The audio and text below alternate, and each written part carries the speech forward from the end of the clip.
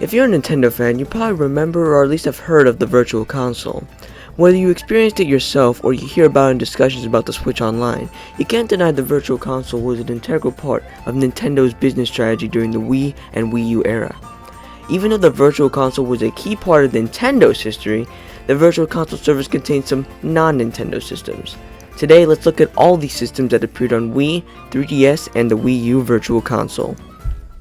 The Virtual Console launched in late 2006, which is around the time of the Wii's launch window. It would appear as a special category in the Wii Shop channel and would allow you to purchase games from consoles past. There were 5 consoles on the service at launch, 3 of which were Nintendo systems, and would be the only Nintendo systems available on the Virtual Console. The systems included the Nintendo Entertainment System, their 8-bit juggernaut that kickstarted them into the gaming world, the 16-bit SNES, which really solidified them as a key competitor in the gaming space, and their 64-bit juggernaut that was the Nintendo 64.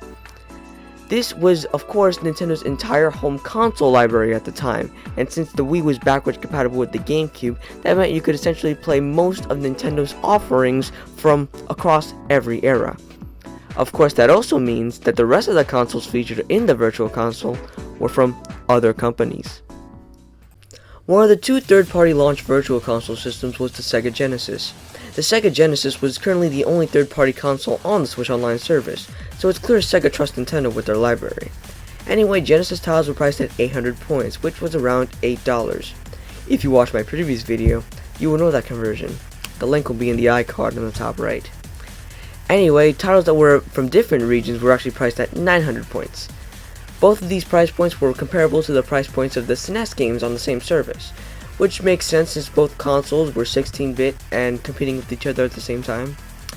Anyway, Genesis games could be played with a classic and GameCube controllers like the SNES games, but unlike SNES games, they could also be played with a single Wii remote.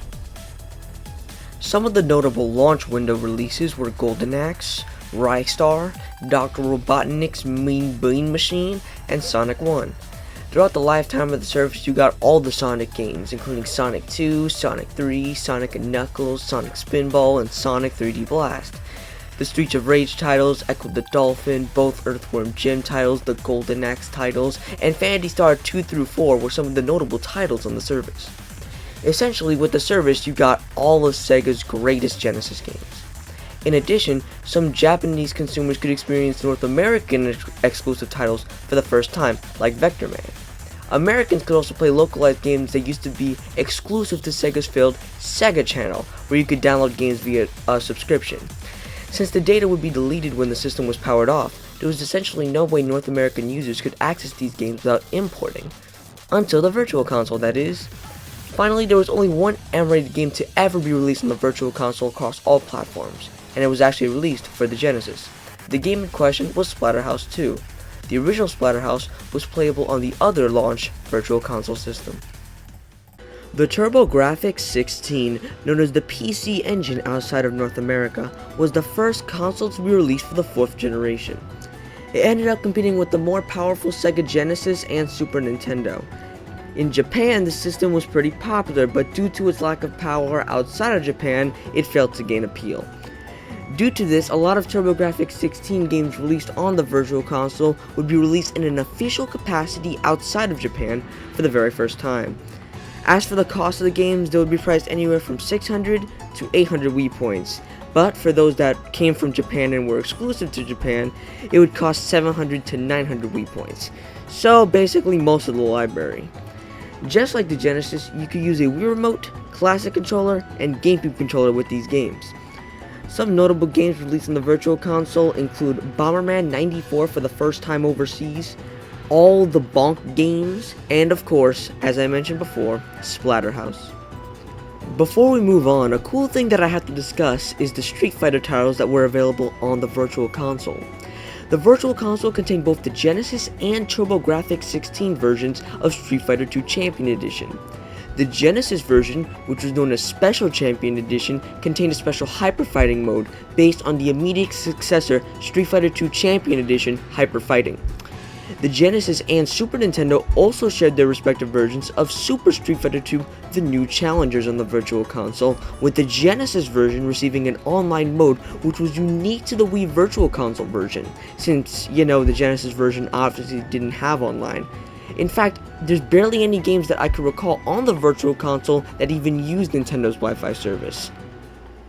It is pretty weird that none of the Street Fighter titles had arcade versions in the Virtual Console, since arcade games had their own dedicated section in the Virtual Console. Depending on the game, the prices were anywhere between 500 and 900 Wii points.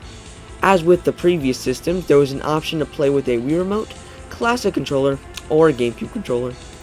Unfortunately, most of the arcade games were Japanese exclusives, as in they were only available in the Japanese Virtual Console.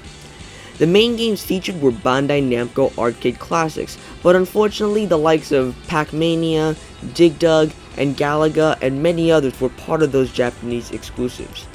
Notably, Mappy, Ga Plus, and Tower of Druaga were available on all the Virtual Consoles, so it's weird to think games like Dig Dug and Galaga weren't there. Not to say you couldn't play Dig Dug and Galaga on the Wii. However, if you were in North America or a PAL region, you could only play the NES versions of those titles. Techno titles like Ninja Gaiden and Tecmo Bowl were available, along with some Sega titles like Altered Beast, Shinobi, and Golden Axe. Capcom got into the action, but these were mostly their older arcade titles, with most notable being Ghost and Goblins. Next, we are going to talk about two 8-bit PC-based libraries to be on the Virtual Console. First, we have the North American and PAL exclusive Commodore 64. That's right, this library of games were never released on Japanese Wiis. The games were available for 500 points apiece, with no exceptions, and could be played with the Wii Remote, Classic Controller, and GameCube controller, which is getting pretty redundant, I have to say. As for the games, there's little to say in terms of more well-known titles. We have Impossible Mission 1 and 2, a few games based on sports around the world, and the Last Ninja trilogy. Last Ninja 3 was a special case, as the game was only released in PAL regions and taken down due to a bug that prevented you from going past the first level. Everyone who got the game was refunded their points. All of the Commodore 64 titles were removed in 2013, long before the shutdown of the Wii Shop channel. It was most likely due to some sort of licensing issue. The Japanese exclusive computer system was the MSX. It makes sense for these to be Japanese exclusive, since most of the sales of the MSX were from Japan, similar to how most of the Commodore 64 sales were from America, ergo being exclusive. The Virtual Console titles contained games designed for both the MSX and the MSX2. Even though both were 8-bit systems, the MSX2 was undeniably more popular and more powerful. The games were available for 800 points, which was way more than the 500 points generally offered for the 8-bit systems. That's not the only anomaly, however. If you look at the controls, it had the same thing as the previous systems with Wii Remote, Classic Controller, and GameCube controller support. However, the games also supported USB keyboard controls. I didn't even know the Wii had keyboard controls as an option, but apparently the Wii browser also supported USB keyboards. The more you know, I guess. Konami was an avid supporter of the MSX, and it shows in the library available for purchase on the Wii Shop channel. Contra, Gradius, and Nemesis 3 were all Konami games available for purchase as part of the MSX library. The most notable inclusions were Metal Gear and Metal Gear 2 Solid Snake, which began the Metal Gear series. Yes, these were titles released before Metal Gear became a huge success with Metal Gear Solid on the original PlayStation. The Neo Geo was a series of video game hardware developed by SNK, including consoles and arcade systems. The Neo Geo's library is much bigger than the libraries of other third-party systems, with the exception of the Genesis. It's clear to see why the library, as it includes games released throughout the 90s and into the early 2000s. The controls use the same old Wii Remote, Classic Controller, or GameCube controller as options. The games were priced at 900 points, with imported titles being priced at 1000 points. And with those prices, you had some amazing value. The SNK is known for their fighting games, and they sure as hell delivered on that front here. King of Fighters from 94 to 99, the first 4 Samurai Showdown games, Art of Fighting 1 through 3, and quite a few Fatal Fury titles, including the Real Bout Fatal Fury games. They also had Metal Slug and Magical Drop in case you didn't care for fighting games, and many more other titles at that would just take too long to name. We started the Wii with Sega, so we might as well end with Sega. The Sega Master System was Sega's 8-bit system released before the Genesis and was not successful outside of Europe. Due to this, Europe continued support even during the Genesis era. The games were priced with most 8-bit systems at 500 points per title, with import titles costing 600 points.